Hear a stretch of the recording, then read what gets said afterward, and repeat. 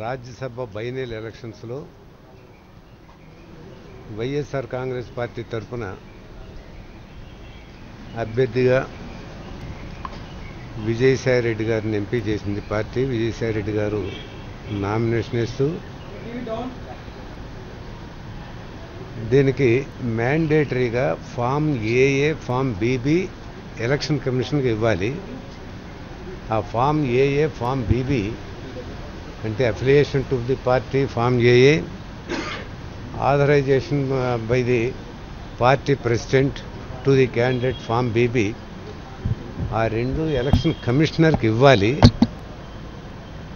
దాన్ని ఫుల్ఫిల్ చేయడానికి ఈరోజు ఎలక్షన్ కమిషనర్కి అవి ఇచ్చి వెళ్ళటానికి వచ్చాం.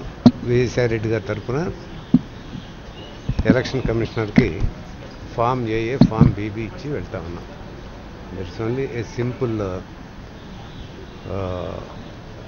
Mandatory provision form A A form B B. Sir, ఇది బాబు గారు అక్కడ నుంచి 4వ అభ్యర్థిని పెడతారు కదా, అసలు వాళ్ళని పెట్టిన తర్వాత చూద్దాం. ఎవరు చెప్పారు? వైసీపీ ఎమ్మెల్యే ఆల్రెడీ భేటీ అయ్యారు సార్. బయట ఇస్తున్నానే కానీ ఆయన పెట్టిన తర్వాత సామాన్యంగా మోరల్ గ్రౌండ్స్ మీద ఫాలో అయ్యేటటువంటి ఏ రాజకీయ పార్టీ కూడా అధికారం లేకుండా, అది కావలసిన నంబర్ లేకుండా ఇంకొక అభ్యర్థిని ఫీల్డ్ చేయడానికి పోదు.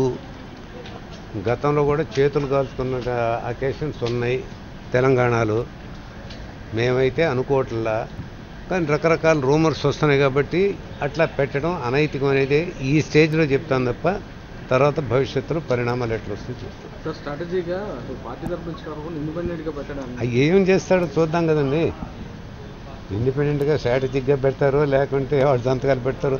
ఇవాళ హితమిద్దంగా మాట్లాడుకోవాల్సినంత అవసరం లేదు. మాకు కావాల్సిన క్యాండిడేట్స్ మాకున్నారు, మాకు అభ్యర్థులు. మేము ఎక్కువగా పెట్టట్లా. మాకు ఇవాళ కావాల్సింది ఒక్కొక్క అభ్యర్థి గెలుపుకి మొదటి ఓటు 36. మాకు అంతకుముందు 67 ఉండేవాళ్ళు. కొందరు వాళ్ళ ప్రోత్సాహంతో డిఫెక్ట్ అయ్యారు, వెళ్ళారు. వాళ్ళ భవిష్యత్తు ఏంటో ఇంకా హితమిద్దంగానే ఉంది, తేలలేదు. అయినా సరే ఇవాళ మాకు 48 మంది ఇంకా మాతో ఉన్నారు. కాబట్టి కావలసింది 36. ఇంకా వీళ్ళల్లో ఏదో చేద్దామని అనుకుంటే వాళ్ళు అది మేము గెలుస్తామని మేము ధీమాగానే ఉన్నాం కాబట్టి చెబుతున్నాం. మేము ఎట్టి పరిస్థితుల్లో 100 అడ్డంకులు పెట్టినా కూడా వైఎస్ఆర్ కాంగ్రెస్ పార్టీ తరఫున ఒక అభ్యర్థిని మాత్రం మేము పెడుతుందే ఒక అభ్యర్థి మేము గెలుస్తాం.